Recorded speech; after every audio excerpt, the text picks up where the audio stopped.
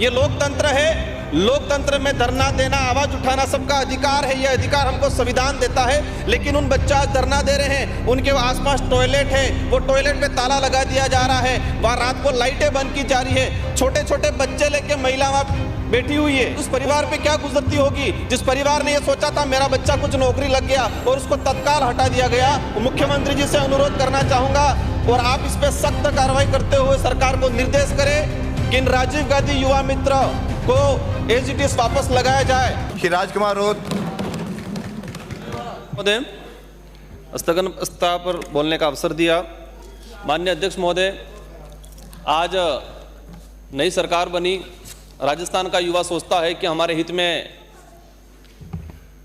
अच्छा काम हो, भर्तियां निकले, लेकिन जिस तरीके से 25/12/2023 को जो लेटर आया और उस पत्र के तहत 5000 युवाओं, उनके परिवारों और ये युवा, इनका काम ये था कि केंद्र और राज्य की जो योजना है, इस योजना को उस गरीब तक पहुंचाना, जो गरीब शहर से दूर है, जिस गरीब परिवार में एजुकेशन नहीं है, उनको केंद्र और राज्य की योजनाओं को उस तक पहुंचाना, उनका उस तक लाभ पहुंचाना, ये उनका काम था।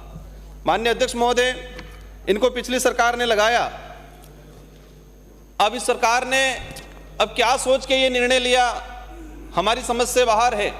लेकिन मैं आपके सामने इस राजनीतिक विचारधाराओं से परे हटके इन युवाओं की जो भावना है, इन युवाओं का जो दर्द है और इनको हटाने की वजह से उन गरीब परिवारों पे क्या असर पड़ने वाला है, जिन गरीब घर में जाके ये युवा बता रहा था कि ये आपकी योजना है, आप इसके पात्र हो और आप इसके तहत आवेदन करो, उन परिवारों पर क्या असर पड़ने वाला है, उसको लेके बात रखना चाहूंगा।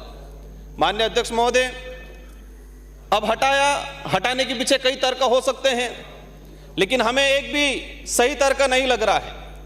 पूर्व सरकार ने लगाया था, कुछ नेताओं ने यह स्टेटमेंट दिया कि कांग्रेस के कार्यकर्ता थे।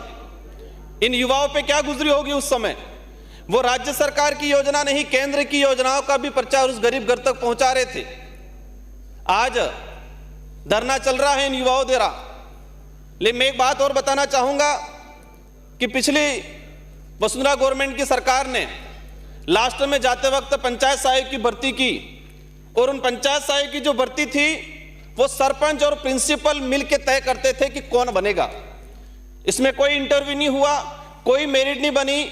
लेकिन इसके बाद कांग्रेस की सरकार आई और उस सरकार ने उनको नियमित रखा और उसी सरकार ने पंचायत सहायक को एक सम्मानजनक पद दिया और सम्मानजनक सैलरी दी। हम इस सरकार से भी ये आशा चाह रहे हैं कि पिछली सरकार ने जो लगाया था वो किसी के कार्यकर्ता नहीं थे, इनका इंटरव्यू हुआ।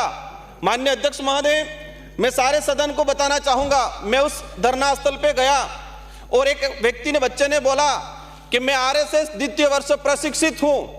अगर कांग्रेस ने भेदभाव पूर्ण तरीके से और कार्यकर्ता आइडेंटिफाई करके अगर लगाया होता तो मैं कैसे लगा, ये उस आदमी ने सवाल किया।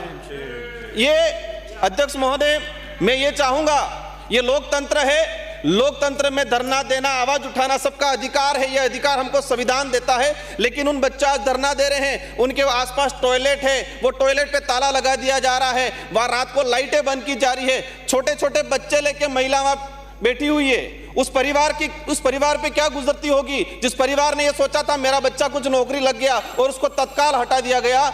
माननीय अध्यक्ष महोदय, कई भाजपा के विधायकों ने भी पत्र लिखा है, 20 से 25 भाजपा के विधायकों ने भी पत्र लिखा है।